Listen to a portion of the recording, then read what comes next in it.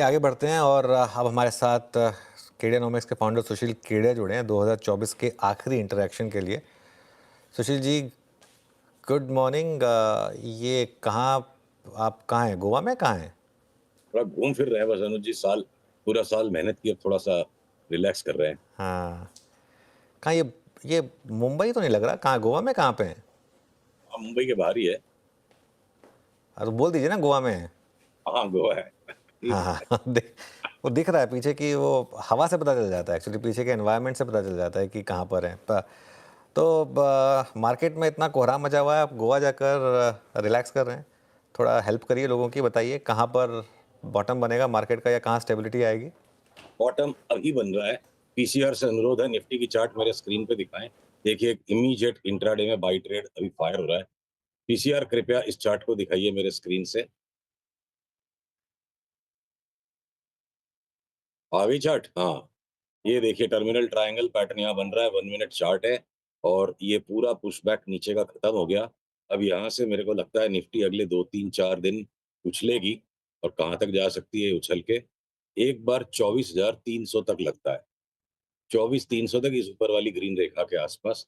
तो अभी हमारी व्यू है अगले 10 दिन में रेंज ऐसी है, एक बार 24,300 जाते हम। यहाँ से शायद रिवर्सल हो गया है। जो आज का लो है उसको स्टॉप लॉस रख के ही चलना पड़ेगा, इस नए बाई ट्रेड का, जिसका भी मैंने 2 मिनट पहले जिक्र किया। और हो सकता है यहाँ से हम 24,300 तक एक बार जाएं और उसके बाद एक फाइनल बॉटम बनाने के लिए वापस 23,300 तक आए। इतना हो जाता है तब हम 23,300 पर दोबारा से आकलन और इसकी समीक्षा करेंगे कि इतना अगर हो जाता है तो कॉन्फिडेंस बढ़ेगा। 23,300 से फिर हम 26,300 की यात्रा को वापस शुरू करेंगे। ओके, एक और सवाल। एक तो बैंक निफ्टी पर अब क्या व्यू बन रहा है, और आज जिस तरीके से निफ्टी आईटी कोलैप्स हुआ है इतनी स्ट्रांग रैली के बाद या मार्केट को संभालने के बाद, उस पर क्या व्यू बन रहा है? देखिए अनुज, अपन अपनी काफी टाइम से बात हो रही है कि जिस सेक्टर में सबसे खूंखार करेक्शन अब आएगा, टर्न बाय टर्न करेक्शंस आते हैं, जो कि ओवरऑल बुल मार्केट के लिए अच्छा है कि धुलाई भी हो पर एक साथ सबकी ना हो। तो जैसे राकेश झुनझुनवाला जी ने इसको बड़े सरल शब्दों में समझाया था, रिले रेस। जो समझ गया वो खिलाड़ी, नहीं समझा वो अनाड़ी, ये उनके शब्द थे। तो इस रिले रेस में जो आईटी के स्टॉक्स का धांसू करेक्शन सामने पेंडिंग है, और वो अगर बीच-बीच में झलक आ रही है कि इंट्राडे में बड़े फॉल उसमें आ जाते हैं। और आपका जो पहले सवाल था बैंक निफ्टी का, तो निफ्टी की ही तर्ज पे अगर पीसीआर के लिए संभव है इस चार्ट को स्क्रीन पे दिखाना, तो देखिए ये मेरा एक्सपेक्टेड पाथ ऑफ मूवमेंट है, ये ए, बी। और यहाँ से हम बैंक निफ्टी में भी एक बार 52,930, 53,000 तक जाएँ और फिर वापस कदाच 50,500 तक आएँ और उसके बाद वो जो लॉन्ग टर्म वाली तेजी है, उसका रूप हमें फिर से देखने मिले। अभी तक का मैप ये है, जिसको ट्रेडिंग में हमें मैप को एडजस्ट करना पड़ता है। और आईटी के स्टॉक्स पे आऊँ तो अनुज, जो छोटे वाले स्टॉक्स है जो एक्सट्रीमली हाई बीटा है, जैसे कोफोर्ज, हमारी बात हो चुकी कि ऊपर के स्तर से 50% गिर जाएगा तो कोई बड़ी बात नहीं होगी। बढ़ता भी उसी तरह से, घटता भी उसी तरह से है। तो आईटी के स्टॉक्स के सेक्टर में मेरे को, अगर मैं टाटा एल्क्सी को भी एक आईटी कंपनी पकड़ लूँ तो सिर्फ उसको एक अपवाद है, बाकी वो ऑटो की साइकिल से बहुत extremely well connected stock. Tata Elxsi को छोड़ दूँ अगर, तो मुझे आईटी में एक भी ऐसा स्टॉक नहीं लग रहा है जिसको शॉर्ट करके पैसा नहीं कमाया जा सके। ऐसी बात राइट, तो सारे के सारे शॉर्ट्स है।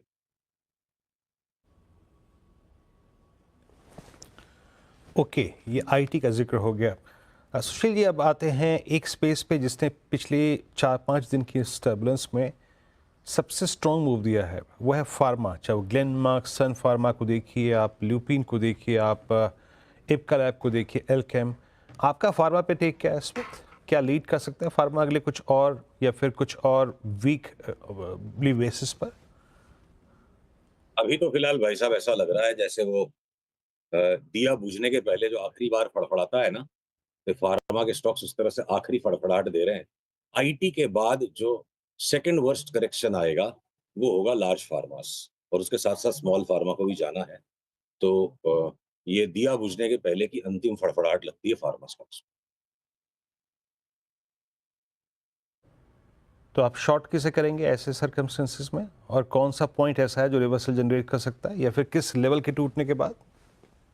सर, फार्मा के बारे में हम शॉर्ट सेल्स के ट्रेड को नेक्स्ट वीक आपके साथ आइडेंटिफाई करेंगे। अभी अंतिम फड़फड़ाहट को पूरा होने दीजिए।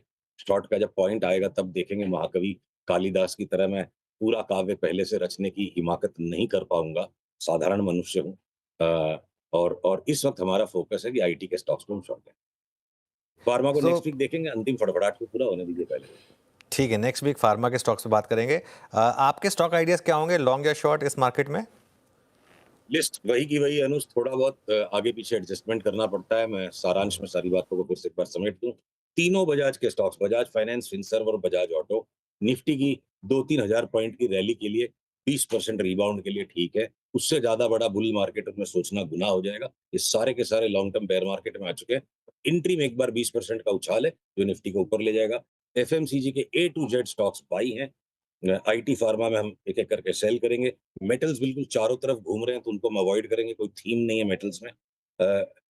लार्ज कैप्स में रिलायंस मेरे को लगता है मार्केट को सामने से लीड करेगा। ऑटोज के अंदर में हमारी प्रेफर्ड बेट है टाटा मोटर्स, जिसमें 50% तक की ऊपर जगह दिखती है। पहले 30% बढ़े, फिर उसको रिवाइज करके 50 करेंगे। रीबाउंड अगर आता है मार्केट का तो इवन मारुति उसको सपोर्ट कर सकती है। उससे ज्यादा की जगह मुझे नहीं दिखती है। हीरो मोटोकॉर्प भी वैसे उसको सपोर्ट कर सकता है। एफएमसीजी के स्टॉक्स में अनुज, जो स्टॉक पे मैं हमेशा संदेहास्पद सा रहता हूँ, क्योंकि उसकी चार्ट में कोई लॉन्ग टर्म ट्रेंड नहीं है, पर बीच बीच में बड़े मूवमेंट वो दे देता है 40-50% तक के। तो एफएमसीजी में मेरी प्रेफर्ड बेट फिलहाल के लिए एक रेयर केस है, डाबर होगी। और बैंक्स के अंदर अगर हम आ जाएं तो लार्ज बैंक्स में मुझे लगता है आदमी फंस जाएगा बुरी तरह। लार्ज बैंक्स में धुलाई होगी। अगर जब जब मार्केट का करेक्शन आएगा लार्ज बैंक्स बड़ा फॉल दे देंगे। और जब जब मार्केट की रिबाउंड ऊपर की तरफ चलेगी, इनमें बड़ी टेपिड मूव आएगी, तो हम छोटे वाले बैंक्स में, जैसे कि आरबीएल बैंक हो गया, इसमें मतलब ट्रक भर के माल लेने में कोई संकोच अब नहीं लगता है। इसका बहुत स्ट्रॉन्ग अप ट्रेंड अब खुलने लग गया है। बंधन बैंक लॉन्ग टर्म इन्वेस्टमेंट के लिए, निबलिंग के लिए अभी भी ठीक है। और शॉर्ट टर्म फंडिंग में चाहे वो आपका एयू बैंक हो, जाना स्मॉल फाइन, जितने भी स्मॉल फाइनेंस बैंक्स है। और इंश्योरेंस कंपनीज में खासकर एचडीएफसी लाइफ और एसबीआई लाइफ में हमें लगता है 50-50% तक का भी अपसाइड अगले 3 से 6 महीने में बन सकता है। तो फाइनेंस के स्टॉक्स हो गए, एफएमसीजी हो गया, ऑटो का पिक हो गया, फार्मा हो गया, और एक आपके केमिकल्स के अंदर आप समझ लो, चाहे उसको पेट्रोकेमिकल केमिकल में गिन लो। कैस्ट्रॉल पे अब हमारा नया कॉल कल ट्रिगर हुआ है 50 से 60% का। Castrol, okay, very interesting. अच्छा सुशील जी, एक मैं चीज़ आपको बताऊं, एक आई थिंक 2-3 हफ्ते पहले शायद आपने एक जो व्यू लिया था, मुझे वो काफ़ी अच्छा लगा था। आपने कहा था कि जो यूएस बॉन्ड यील्ड है उसका चार्ट खुद कह रहा है कि चाहे फेड रेट कट भी कर दे फिर भी कोई बड़ी रैली की आप एक्सपेक्टेशन मत रखिएगा। अब आपको वो बॉन्ड मार्केट का चार्ट, डॉलर इंडेक्स का चार्ट 2025 के लिए क्या इंडिकेशन दे रहा है? क्योंकि 2025 के शुरुआत में फंड्स आकर अपने एलोकेशंस डिसाइड करते हैं, किस मार्केट में कितना पैसा डाला जाए, उस पर काफ़ी कुछ डिपेंड करता है। तो वो चार्ट्स क्या कह रहे हैं? देखिए, हमने जो प्लॉट निकाला था बॉन्ड यील्ड का, अ, अ, अगर अगर मैं उस चार्ट को पुल कर लूँ स्क्रीन पे, ये आ गई। तो हमारा गोल पूरा हो गया उस चार्ट पे। जो हमने अपसाइड प्रोजेक्शन बनाया था 4.64 का, वो प्रोजेक्शन पूरा हो गया और वहां से रिवर्सल आ रहा है। तो अब यूएस इंटरेस्ट रेट्स तो अगले 20-25 दिन घटनी ही चाहिए यहाँ से, वापस एक बार 4.15 तक। और अनुज, एक चीज आप देखिएगा, रिश्तों की संवेदनशीलता भी बदलती है जब रिश्ते बदलने वाले होते हैं। इतनी ज्यादा बॉन्ड यील्ड ऊपर बढ़ने के बावजूद यूएस स्टॉक मार्केट में सिर्फ ट्रेंड अरेस्टेड हुआ, वॉलेटिलिटी बढ़ गई और अभी तक डाउन ट्रेंड नहीं आया। तो ये जरूरी नहीं है कि बॉन्ड यील्ड अब यहाँ से अगर घटेगी तो स्टॉक मार्केट बढ़ेगा। ये घटने के बावजूद हो सकता है स्टॉक मार्केट घटता चला जाए। बॉन्ड्स की यील्ड अगर घटेगी तो मतलब ये हुआ कि रिस्कियर एसेट से, स्टॉक से पैसा बॉन्ड्स की तरफ जा सकता है। तो इंटरेस्ट रेट्स को लेके डेली कोरिलेशन हमें स्टॉक मार्केट के साथ नहीं करना चाहिए। मोटा मोटा मंथली कोरिलेशन है। तो एक बार मुझे लगता है रेट्स भी घटेंगे और अमेरिका का स्टॉक मार्केट भी जनवरी के पहले 15 दिन घटेगा। और चलिए, डॉलर इंडेक्स अनुज, ये इसका एक फाइनल टॉप बनता सा लग रहा है। हमने 4-5 दिन पहले ट्विटर पे एक चार्ट ऑफ 2025 के हिसाब से पोस्ट की थी कि ब्रिटिश पाउंड बेतहाशा तेजी हो जाएगी ब्रिटिश पाउंड में 2025 के साल में, बेतहाशा तेजी। तो उसका सबसे बड़ा बेनिफिशियरी है जैसे टाटा मोटर्स। उसी तरह जिन जिन कंपनियों की बड़ी एसेट्स है ब्रिटेन में, उनके भी स्टॉक पे उसकी तेजी का असर पड़ेगा। अदर इनकम बढ़ जाएगी या वैल्यूएशन ऑफ एसेट्स बढ़ जाएगा, या कॉन्ट्रा एंट्रीज में वैल्यूएशंस चेंज हो जाएंगे, ब्रिटिश पाउंड की बड़ी रैली है और वो डॉलर इंडेक्स को नीचे दबाएगी।